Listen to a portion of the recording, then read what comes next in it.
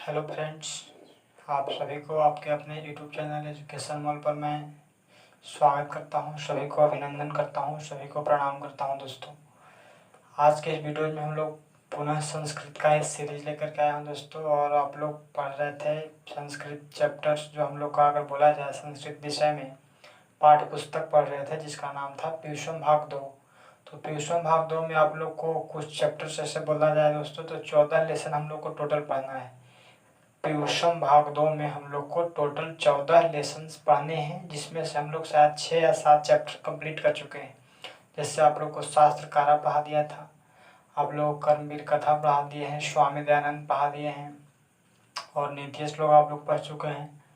शायद भारतीय संस्कारा भी पढ़ लिए हैं, संस्कृत साहित्य लेखिका भी पढ़ लिए हैं, अलस कथा। तो इस तरह से हम लोग 14 लेसन में से हम लोग को अगर बोला जाए तो हम लोग 7 लेसन पढ़ चुके हैं। तो हम लोग का 50% किताब लगभग समाप्त हो चुका है।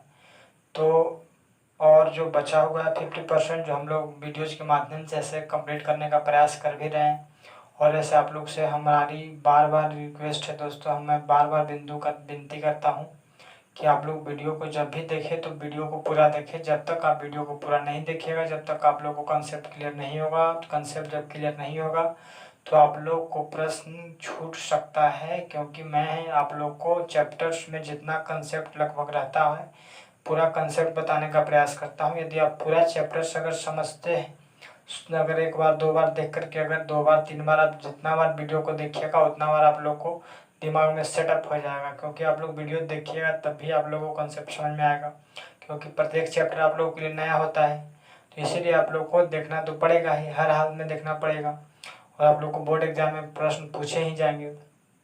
तो स्टार्ट करने से पहले मैं पुनः बोल देता हूँ कि वीडियो यदि आप लोग देखते हैं तो पूरा देखिए, और यदि आप लोग को वीडियो पसंद आता है दोस्तों तो लाइक करें, और अपने दोस्तों को वीडियो को शेयर भी करें, और चैनल को सब्सक्राइब भी करवाइए, ताकि हमारा भी मनोबल बढ़ते रहे कि हमारा चैनल ग्रो कर रहा है और आप लोग का प्रयास हमें हमेशा, आप लोग का प्यार हमेशा हमारे ऊपर बना रहे। तो हम लोग आज जो चैप्टर लिखे हैं दोस्तों, जिसका नाम है पाटलिपुत्र वैभवम। चैप्टर का नाम है आप लोगों को पाटलिपुत्र वैभवम, देख सकते हैं आपको लिखा गया है पाटलिपुत्र वैभवम।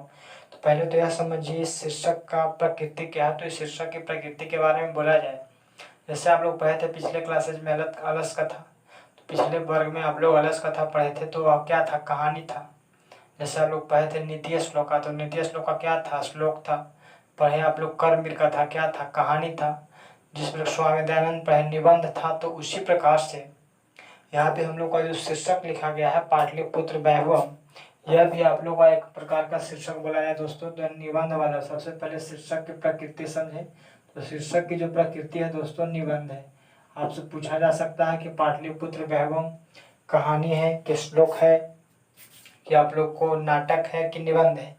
तो हम लोग बोलेंगे कि जो हमारा शीर्षक है एक प्रकार का निबंध है। यह जो हमारा शीर्षक है पाटलिपुत्र वैभवम एक प्रकार का क्या है, निबंध है। आप लोग को शीर्षक के माध्यम से आप लोग को देखिए दोस्तों, कोई भी शीर्षक के बारे में कहा जाता है वो आईने की तरह होता है। इस तरह से हम लोग क्या करते हैं, आईना में हम लोग क्या करते हैं, अगर चेहरा को देखते हैं तो हम लोग का चेहरा में क्या अच्छाई है, क्या बुराई है, कहाँ पे गड़बड़ी है, हम लोग को लगभग सारा चीज़ हम लोग को क्या होता है कि एकदम पानी की जल की तरह झलकने लगता है। उसी प्रकार से हर शीर्षक आपको स्पष्ट करने का प्रयास करता है कि शीर्षक में हम लोग के हमारे इस शीर्षक के अंदर क्या क्या अध्ययन करना है। तो पाटलिपुत्र के मतलब आप लोग समझते होंगे, पाटलिपुत्र का मतलब होता है पटना। पाटलिपुत्र को हम लोग क्या बोलते हैं, पटना। आज के डेट में बोल रहे हैं, आज के समय में हम लोग पाटलिपुत्र को पटना बोलते हैं। और वैभव एक शब्द का प्रयोग किया गया है। तो वैभव शब्द का अर्थ होता है दोस्तों, अगर बोला जाए तो वैभव शब्द का अर्थ होता है महिमा। और महिमा उसी का बखान किया जाता है जिसका कुछ न कुछ इतिहास होता है, कुछ न कुछ उसकी विशेषताएं होती है। और जिस वस्तु का कोई विशेषता ही नहीं है तो उसका कौन गान करेगा, कौन भजन करेगा, कौन उसका महिमा गाएगा, कौन उसका गुणगान करेगा, तो कोई कुछ करने वाला नहीं है। तो आप लोग को पहले तो यह समझिए, जैसे आप लोगों को चैप्टर पढ़ना है भारत महिमा श्लोक है। तो भारत महिमा, तो भारत देश के बारे में वहाँ गुणगान किया गया है, भारत देश की विशेषता बतलाई गई है। तो उसी प्रकार से यहाँ पे पाटलिपुत्र वैभव जो आपको लिखा गया है, तो पाटलिपुत्र माने हमने आपको बताया कि यहाँ पाटलिपुत्र जो आप सब देख रहे हैं, तो पाटलिपुत्र का अर्थ हो गया पटना, और वैभव का अर्थ हो गया दोस्तों महिमा। वैभव जो आप यहाँ पे देख रहे हैं, तो वैभव का अर्थ हो गया महिमा, और महिमा उसी का गाया जाता है, उसी का गुणगान किया जाता है जिसके बारे में कहा जाए कि कुछ न कुछ उसका इतिहास हो, कुछ न कुछ उसकी विशेषताएं हो, कुछ न कुछ उससे संबंधित हम लोग को बातें इतिहास में लिखी गई हो। तो यहीं पे हम लोग कहता है दोस्तों कि पटना का कुछ न कुछ प्राचीन इतिहास है। आज का इतिहास नहीं है, प्राचीन काल से ही कहा जाता है कि प्राचीन काल से ही पटना का ऐसे बोला जाए तो बहुत पुराना इतिहास है। तो यहाँ से हम लोग को पहला प्रश्न तो यह हमने बताया कि पाटलिपुत्र माने पटना हो गया, वैभव माने क्या बताया, महिमा। तो किसकी महिमा पढ़ना है, तो पटना की महिमा। पाटलिपुत्र माने हमने बोला पाटलिपुत्र जो आप सब देख रहे हैं, इसका हमने मतलब बोला दोस्तों पटना। और वैभव माने हमने बोला आपको महिमा। तो किसकी महिमा, पटना की महिमा। और इसका प्रकृति शीर्षक का क्या है, तो इसकी प्रकृति है निबंध। तो निबंधात्मक हम लोग का शीर्षक लिखा गया है यहाँ पे पाटलिपुत्र वैभव। इसका इतिहास के बारे में कहा जाता है कि लगभग 2500 वर्ष पुराना इतिहास है। आपसे पूछा जाएगा कि पटना का इतिहास कितना वर्ष पुराना है, तो लगभग 2500 वर्ष पटना का इतिहास है जो हम लोग का पुराना है। आज के नहीं दोस्तों, 2500 वर्ष, 2500 वर्ष पूर्व की बात किया जा रहा है आप लोग को इस चैप्टर में। तो 2500 वर्ष हमारा पटना का इतिहास पुराना रहा है। अब आप लोग समझने का प्रयास कीजिए कि जो 2500 वर्ष हमारा पटना का इतिहास पुराना रहा है, आपसे पूछा जाएगा कि पटना का इतिहास कितना वर्ष पुराना रहा है, तो 2500 वर्ष पटना का इतिहास पुराना रहा है। और ये पाटलिपुत्र वैभव की प्रकृति क्या है, श्लोक है कि कहानी है कि निबंध है, तो आपको बोलना है कि निबंधात्मक है। पाटलिपुत्र माने हमने क्या बताया, पटना बताया। वैभव माने क्या बताया, महिमा बताया। आज कहता है कि पटना एक ऐसा स्थान है दोस्तों, पाटलिपुत्र एक ऐसा स्थान था जहाँ पर आप लोग को बहुत सारे विदेशी यात्री आए। आप तो बहुत सारे विदेशी यात्री आए, विदेशी कहने का मतलब दूसरे देशों से आकर के यहाँ पे अध्ययन तक किए हैं। अब दूसरे देश के विदेशी यात्री आए हैं, कहाँ पे आए हैं, पटना में। और कौन कौन से विदेशी यात्री आए हैं, तो आपसे पूछा जाएगा। यहाँ पे 2 अंक के सवाल पूछता है कि पटना पाटलिपुत्र में जो विदेशी यात्री आए हैं उनके बारे में अगर हमको बताने का प्रयास कीजिए। तो पाटलिपुत्र में जो पहला विदेशी यात्री का मैं नाम लेने जा रहा हूँ, इसका नाम है दोस्तों मेगास्थनीज। क्या नाम है, मेगास्थनीज। बड़ा इंपॉर्टेंट नाम है, आप लोग को बोर्ड एग्जाम में बहुत बार पूछा गया है। तो हमने बोला कि विदेशी यात्री में पहला यात्री का नाम है मेगास्थनीज, मैं ले रहा हूँ। तो आपसे पूछा जाएगा कि पाटलिपुत्र में कौन कौन से विदेशी यात्री आए, तो पहला यात्री का नाम हमने बताया मेगास्थनीज, मेगास्थनीज। मेगास्थनीज के बारे में पहले तो यह समझिए कि यूनान का राजदूत है दोस्तों, यूनान का राजदूत है। तो यूनान का राजदूत जो है सेलुकस का मंत्री है। तो सेलुकस का क्या है, मंत्री है। और कहाँ का, तो यूनान का राजदूत है। तो आपसे पूछा जाएगा कि मेगास्थनीज कहाँ का यात्री था, तो यूनान का। तो इससे भी आपसे 2 सवाल यहाँ से आपको पूछा जा सकता है। पहला तो बोला जाए कि मेगास्थनीज भारतीय था कि विदेशी था, तो यह क्या था, विदेशी था। तो कहाँ का था, विदेशी था, तो यूनान का था। कहाँ के, यूनान का। और एक और है दोस्तों, ये कहा जाए तो उसका बोला जाए तो मेगास्थनीज का मंत्री जो बोला जाए, तो मेगास्थनीज के मंत्री है दोस्तों, जिसका नाम है हम लोग बोल रहे हैं सेल्यूकस, सेल्यूकस। तो सेल्यूकस का मंत्री है, जिसको हमने बोला मेगास्थनीज, जो रहने वाला है यूनान का, जो आया है भारत में। और एक सवाल और पूछता है कि किसके शासनकाल में आया है, किस वंश के शासनकाल में आया है, तो आपसे पूछता है कि मौर्य वंश। कौन वंश, मौर्य वंश के शासनकाल में आया था। और मौर्य वंश के शासनकाल में आया जब, तो मौर्य वंश के किसके शासनकाल में आया, तो आप लोग नाम बहुत भली भांति परिचित होंगे, चंद्रगुप्त मौर्य। चंद्रगुप्त मौर्य जो मौर्य वंश का अखंड भारत का संस्थापक था। तो चंद्रगुप्त मौर्य के शासनकाल में मेगास्थनीज यूनान से आया था। सेलुकस का बोला जाए तो मंत्री था। तो विदेशी यात्री मेगास्थनीज बड़ा इंपॉर्टेंट नाम है, इसलिए मैं। और एक और बात याद रखें, मेगास्थनीज के द्वारा एक पुस्तक लिखा गया था, उस पुस्तक का नाम था इंडिका। तो आपसे पूछा जाए कि इंडिका पुस्तक के लेखक, तो इंडिका क्या है, तो एक पुस्तक है। देखिएगा, इंडिका पुस्तक है जिसके लेखक कौन है, मेगास्थनीज। मेगास्थनीज कहाँ के था, तो यूनान के था। किसका मंत्री था, तो सेलुकस का मंत्री था। किस वंश में आया था, तो मौर्य वंश में आया था। किस शासनकाल में, किस राजा के शासनकाल में आया था, तो चंद्रगुप्त मौर्य के शासनकाल में आया था। तो शायद मेगास्थनीज से जो भी सवाल आएंगे आप लोग को भली भांति मैंने आप लोग को बताने का प्रयास किया। ऐसे हम लोग को इसका इतिहास बहुत लंबा पढ़ना है, जो हम लोग को सिलेबस में नहीं दिया है। जितना हम लोग से प्रश्न पूछता है उतना ही हम लोग जाने तो उचित है। ऐसे हम लोग विशेष अगर ऑब्जेक्टिव क्वेश्चन का डिस्कशन करेंगे तो वहाँ पे और कुछ बातें आप लोग को बताया जाएगा।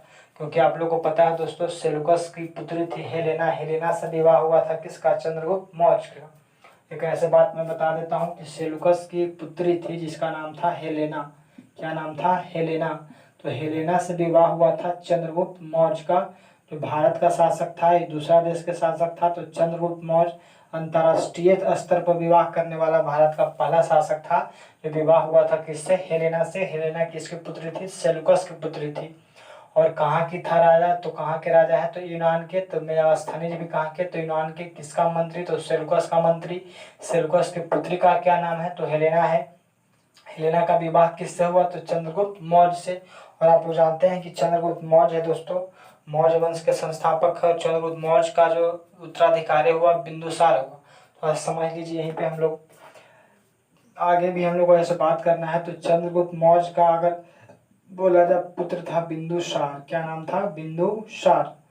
और बिंदुसार का पुत्र था सम्राट अशोक। सम्राट अशोक।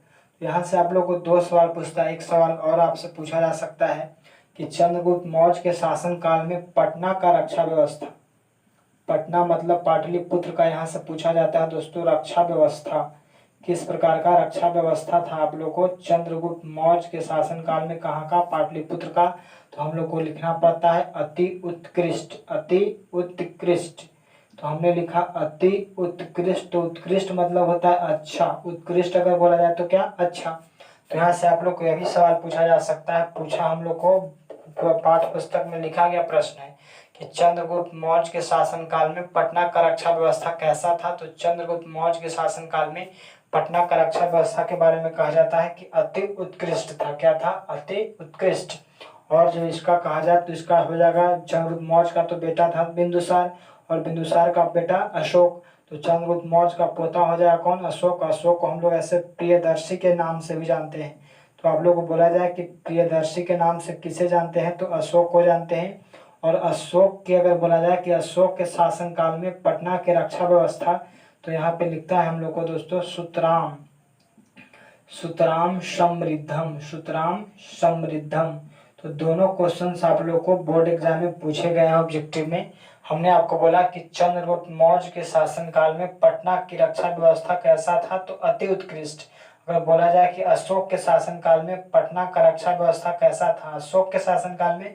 तो सुतराम समृद्धम। गौर कीजिएगा क्वेश्चन पे। यदि आपसे प्रश्न करे कि चंद्रगुप्त मौर्य के शासन काल में पटना का रक्षा व्यवस्था कैसा था? तो अति उत्कृष्ट था। यदि आपसे प्रश्न करे कि अशोक के शासन काल में पटना का रक्षा व्यवस्था कैसा था? तो सुतराम समृद्धम।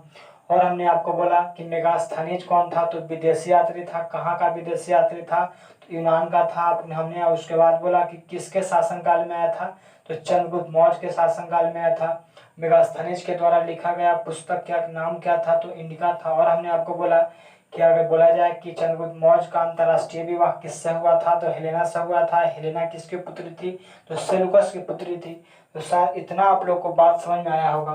तो मेगास्थनीज से संबंधित हमने बात किया दोस्तों, जो आप लोग को याद रखना है। और अगर हम लोग देखें सेकंड विदेशी यात्री, पहला विदेशी यात्री तो मेगास्थनीज हो गया। उसके बाद हमने लिखा हेनसांग। हेनसांग। हेनसांग। तो सेकंड आपको विदेशी यात्री है हेनसांग। देखिए आपसे पूछा जाए यदि कि हेनसांग, हेनसांग, तो हेनसांग भी एक विदेशी यात्री था। यह भी आपसे पूछता है कि किस राजा के शासन काल में आया था? तो जब हेनसांग, इसको ट्रिक से याद कर लीजिए कि हेन, हेन माने भेन, भेन माने जब भी सॉन्ग बजता है तो हम लोग क्या हो जाते हैं? खुश हो जाते हैं। खुश होकर के हर्ष हो जाते हैं। हर्ष मतलब खुशी से नाचने लगते हैं। तो इसीलिए कहा जाता है कि हेनसांग जो विदेशी यात्री है ये राजा हर्षवर्धन के शासन काल में आया था। राजा हर्षवर्धन के शासन काल में आया था दोस्तों हेनसांग। तो जैसे आपने बोला कि मेगास्थनी जो था विदेशी यात्री जो आया था चंद्रगुप्त मौर्य के शासन काल में, उसी प्रकार से हमने बोला कि हिंसांग जो विदेशी यात्री था राजा हर्षवर्धन के शासन काल में आया था। तो दोनों प्रश्न हमसे पूछते हैं, इसलिए हमने इसके बारे में विशेष चर्चा कर दी। ऐसे और विदेशी यात्री हैं उनका केवल नाम पूछता है और विशेष उनके बारे में नहीं पूछता है। तो आपसे प्रश्न पूछा जाए कि मेगास्थनीज कहाँ का? तो यूनान का। किसके शासन काल में? तो चंद्रगुप्त मौर्य के शासन काल में। बोला जाए कि आप लोग को हिंसांग कहाँ का था? तो चीन का विदेशी यात्री है दोस्तों। जो आपको हर्षवर्धन के शासनकाल में आया है, हर्षवर्धन के शासनकाल में आया है। और आपसे अगर अगला विदेशी यात्री का मैं बात करूं, थर्ड, तो यहाँ पे कहता है कि फाहयान, फाहयान। और एक और मैं लिखता हूँ जिसका नाम है इतिसंग, इतिसंग। तो आपसे 4 विदेशी यात्री का नाम कम से कम जो पूछा जाएगा, यहाँ तक शायद आप लोग को दिखाई नहीं भी दे रहा होगा, तो आप लोग को सुनाई तो कम से कम पड़ता होगा दोस्तों, जो आप लोग को देखना पड़ेगा।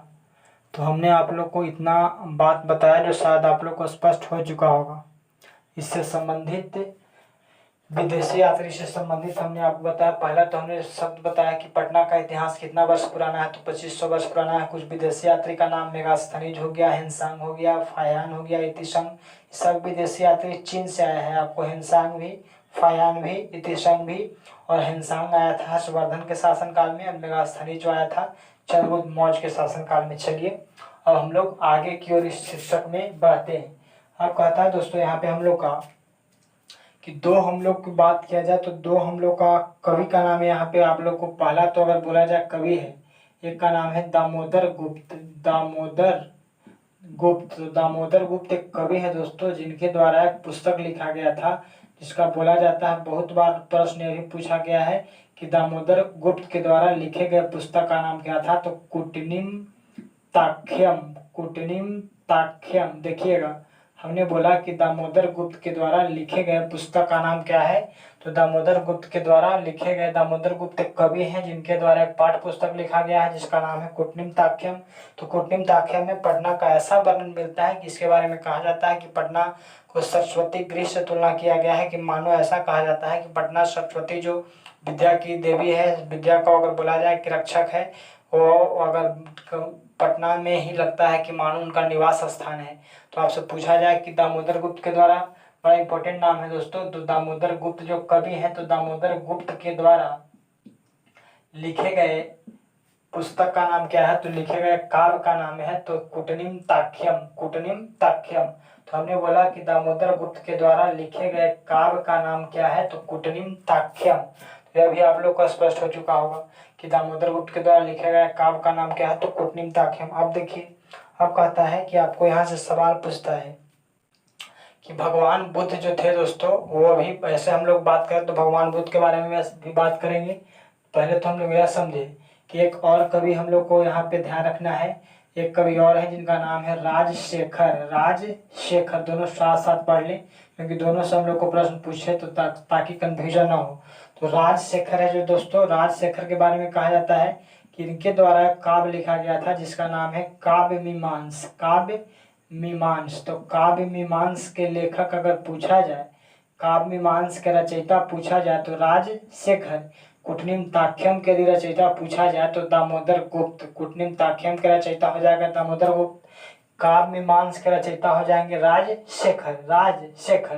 तो शायद आप लोग को दोनों कवि का नाम और दोनों के द्वारा लिखे गए पाठ्य पुस्तक का नाम आप लोग को याद हो चुका होगा। अब देखिए आपको कहता है यहाँ पे हम लोग को भगवान बुद्ध के बारे में कहानी पढ़ना है। तो भगवान बुद्ध के बारे में कहा जाता है कि पटना बहुत बार आए थे। जब जिस समय भगवान बुद्ध पटना में आए थे उस समय इसका नाम था दोस्तों, एक छोटा सा गांव था जिसको हम लोग बोलते थे पाटली ग्राम, पाटली ग्राम। तो कहता है कि जिस समय भगवान बुद्ध पटना में आए थे, जिस समय कहने का मतलब छोटा सा गांव था, उसका नाम था पाटली ग्राम। क्या नाम था? पाटली ग्राम। तो जिस समय भगवान बुद्ध जो गौतम बुद्ध हैं पटना में आए थे तो उस समय पटना एक छोटा सा गांव था जिसका नाम था पाटली ग्राम, जो गंगा नदी के तट पर बसा हुआ है। और पटना के बारे में, पाटली ग्राम के बारे में उन्होंने कुछ भविष्यवाणी की थी। तो हम लोग को यहाँ से 2 अंक के क्वेश्चन पूछे जाते हैं जो आप लोग को ध्यान रखना है। तो आपसे पूछा जाएगा कि जिस समय भगवान बुद्ध पटना में आए थे तो उस समय इसका नाम क्या था, तो पाटली ग्राम नाम था। अब कहता है कि पटना के बारे में उन्होंने क्या भविष्यवाणी किया था। तो भविष्यवाणी उन्होंने किया था दोस्तों, उन्होंने कहा कि जो पाटली ग्राम है भविष्य में महानगर बनेगा। क्या बनेगा? महानगर बनेगा। परंतु कहता है कि वह कलह से, जो हमेशा वहाँ पे अशांति रहेगा। कलह मतलब क्या? अशांति रहेगा। वह हमेशा जल से घिरा रहेगा, वह हमेशा अग्नि से घिरा रहेगा। तो आप लोग को यहाँ पे इतना बात ध्यान रखना है। तो उन्होंने पाटलिपुत्र, पाटली ग्राम के बारे में भगवान बुद्ध ने कहा कि एक दिन भविष्य में महानगर बनेगा, जो आज के समय में भविष्यवाणी सत्य हुआ। पटना कहा जाए तो भारत के शुमार शहरों में इसका नाम लिया जाता है, बड़े बड़े महानगरों में भी इसका नाम आता है। तो आपसे पूछा जाए कि भगवान बुद्ध ने पटना के बारे में क्या कहा था, पाटलिग्राम के बारे में क्या कहा था, तो आपको बोलना है कि भगवान बुद्ध ने पाटलिग्राम के बारे में भविष्यवाणी किया था कि आने वाले समय भविष्य में पटना महानगर बनेगा, और कहता है कि यह जल से घिरा रहेगा, कला से घिरा रहेगा और अग्नि से घिरा रहेगा। इसलिए उन्होंने कहा था क्योंकि आप लोग को हमने प्रारंभिक शब्द लिया है यहाँ पे कि पटना जो है गंगा तट के किनारे बसा हुआ है। जब तट के किनारे बसा हुआ, नदी के तट पर जो बसा हुआ शहर है, वहाँ पे कभी भी नदी के द्वारा बाढ़ आ सकता है, तो जल से तो घिरा रहे करेगा।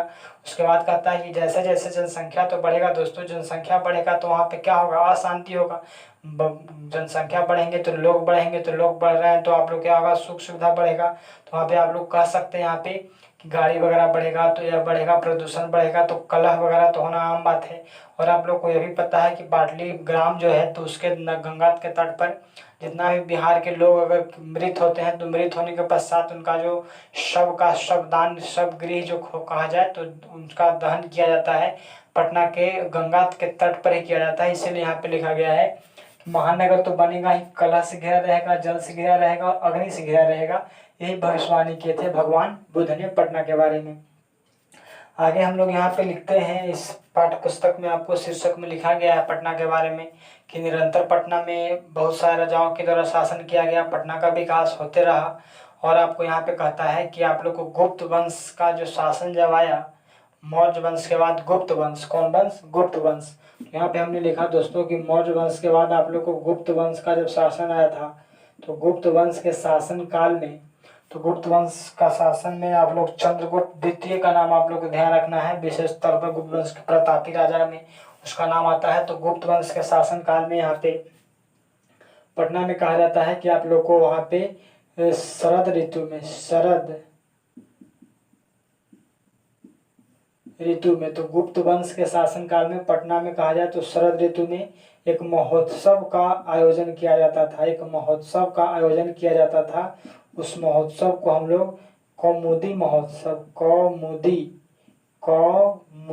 महोत्सव, कौमुदी महोत्सव के नाम से जानते हैं। अब समझिए जरा, यहाँ पे आप लोग कह रहा है, आपसे पूछा जाए कि कौमुदी महोत्सव किस ऋतु में, तो शरद ऋतु में होता था।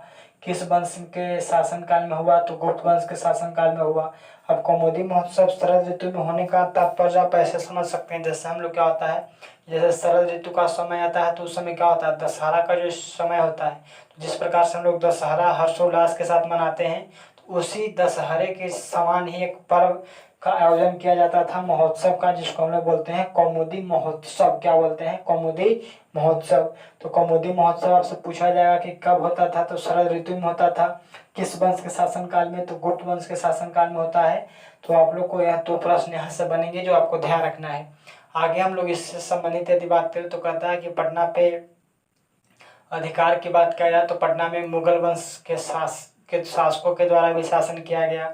तो पटना मुगल वंश के द्वारा, शासकों के द्वारा जब शासन किया गया दोस्तों, तो मध्यकाल में ऐसे आते, मध्यकाल तक आते आते पटना का नाम बोला जाए तो पाटलिपुत्र का नाम पटना वगैरह हो गया, क्योंकि आप लोग जानते हैं कि पटना की रक्षा के लिए पटना में पटन देवी है। क्या है, पटन देवी। यह भी आपसे पूछा जाएगा कि पटना की रक्षा के लिए पटना जो हमारा है, तो पटना नामकरण लगभग कब हुआ, तो पटना नामकरण कहा जाता है कि मध्यकाल में हुआ है। मध्यकाल में पटना नाम से प्रचलित होता है और कहता है कि पटना की रक्षा के लिए पटना में पटन देवी है, पटन देवी है। तो पटना की रक्षा के लिए पटना में पटन देवी है दोस्तों। तो पटन से ही पटना लिया गया शब्द। और यहाँ पे एक और नाम आपको ध्यान रखना है कि निरंतर पटना पाटलिपुत्र का नाम चेंज होते रहा और इसका नाम आए दिनों में पुष्पपुरम, पुष्पपुरम भी मिलता है, कुसुमपुरम भी हम लोग को मिलेगा, कुसुमपुरम। तो पुष्पपुरम या कुसुमपुरम पटना को क्यों कहा जाता है, यह आपसे प्रश्न पूछ सकता है 2 अंक में। तो कहता है कि जो पटना था नदी के तट पर था, और पटना जब नदी के तट पर था तो छोटा सा गांव था, तो उस गांव के तट पे इतना फूल उपजते थे। तो फूल उपजने के कारण, बहुत सारी मात्रा में, बहुत संख्या में फूल उपजने के कारण उसको कहा जाता है कि उसका नाम पड़ा पुष्पपुरम या कुसुमपुरम के नाम से जाना जाने लगा। तो आप लोग को पटना के बारे में यह भी ध्यान रखना है कि इसका अन्य नाम पुष्पपुरम और कुसुमपुरम भी प्राप्त होता है। अब देखिए, हम लोग को इससे संबंधित 1-2 पहलू और जानना है जो आप लोग को शायद दिमाग में सेट हो जाए। अब यहाँ पे हम लोग को पटना के बारे में कहता है कि आप लोग यदि देखें तो इसके बारे में बोला जाए कि पटना आज के समय में बिहार राज्य की क्या है, राजधानी है। पटना आज के समय में बिहार राज्य की राजधानी है दोस्तों, बिहार राज्य की क्या है, राजधानी है।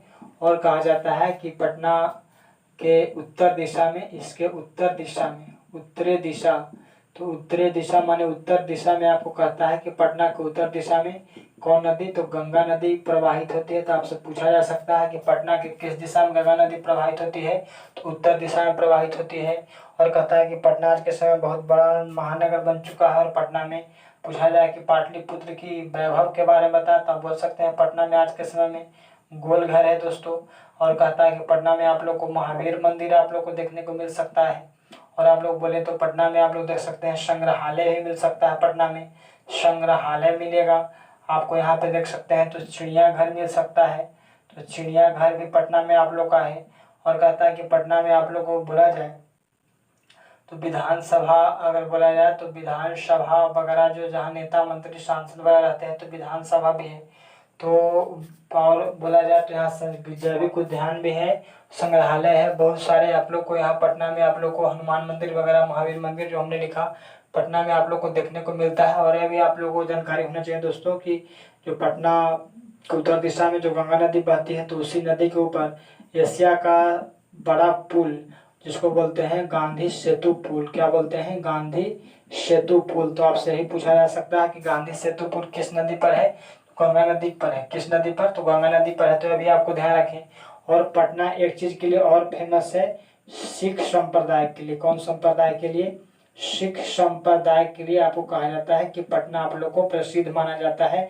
यह भी आपसे प्रश्न बहुत बार पूछा गया है कि पटना सिख संप्रदाय के लिए आखिरकार प्रसिद्ध क्यों है, पटना आखिरकार सिख संप्रदाय के लिए प्रसिद्ध क्यों माना जाता है। तो इसके बारे में कहा जाता है दोस्तों कि सिख धर्म के 10वें गुरु, सिख धर्म के 10वें गुरु, सिख धर्म के 10वें गुरु जो थे गुरु गोविंद सिंह, गुरु गोविंद सिंह, सिख धर्म के 10वें गुरु गुरु गोविंद सिंह जो थे उनका जन्म हुआ था पटना में 1666 ईस्वी में, 1666 ईस्वी में, 166। तो 1666 ईस्वी में आपको कहता है कि सिख धर्म के 10वें गुरु गुरु गोविंद सिंह का जन्म हुआ था। तो सिख धर्म के 10वें गुरु गुरु गोविंद सिंह का जन्म कहाँ हुआ था, तो पटना में हुआ था।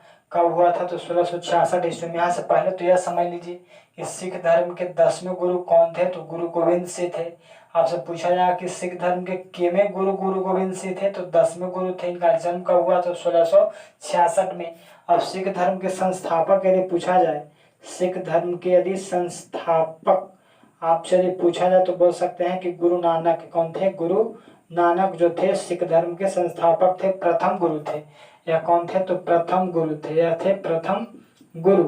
तो प्रथम गुरु थे गुरु नानक। और सिख धर्म के अंतिम एवं 10वें गुरु, अंतिम एवं 10वें गुरु कौन थे, तो गुरु गोविंद सिंह, जिनका जन्म पटना में हुआ था 1666 ईस्वी में। और सिख धर्म के लिए कहा जाता है कि सिख धर्म के पूजनीय स्थल गुरुद्वारा, सिख धर्म के पूजनीय स्थल गुरुद्वारा भी कहाँ पर स्थित है, पटना में स्थित है। तो इन सभी कारणों से पटना सिख संप्रदाय के लिए प्रसिद्ध माना जाता है, जो आप लोग को ध्यान रखना है। तो हमने आप लोग को पटना से संबंधित सारी बात लगभग बताने का प्रयास किया। यदि जो भी हम लोग को प्रश्न यदि एक दो छूटता भी है दोस्तों तो हम लोग बोल रहे हैं बार बार कि एक ऑब्जेक्टिव क्वेश्चन का सीरीज लेकर के आएंगे। जैसे आज आप लोग का 8वां चैप्टर था, 8वां शीर्षक था, तो इसको को 6 हम लोग और बचा हुआ है। तो हम लोग को 4-5 क्लास में हम लोग उसको फिनिश कर लेंगे, एंड कर लेंगे। और उसके बाद हम लोग चैप्टर वाइज ऑब्जेक्टिव क्वेश्चन और सब्जेक्टिव क्वेश्चन का डिस्कशन करेंगे। तो उसमें आप लोग को जो भी छूटा हुआ आकार देख दो, अगर छूट भी जाता है तो हम लोग क्या होगा उससे हम लोग स्पष्ट कर लेंगे क्वेश्चन के माध्यम से। मैं आप लोगों को पुनः बोलता हूँ कि वीडियो जब भी देखिए तो पूरा देखिए, ताकि आप लोग को एक भी प्रश्न छूट ना पाए। और दोस्तों अगर नहीं छूटेगा क्वेश्चन तो आपको बोर्ड एग्जाम में मार्क्स अच्छे आएंगे। तो हम लोग आशा करता हूँ कि आप लोग को वीडियो पसंद आए तो लाइक कीजिए और दोस्तों को बताइए और चैनल को सब्सक्राइब कीजिए। मैं यही आप लोग से दुआ करता हूँ, विनती करता हूँ। और आप लोग खुश रहिए। थैंक यू, देखने के लिए धन्यवाद वीडियो को।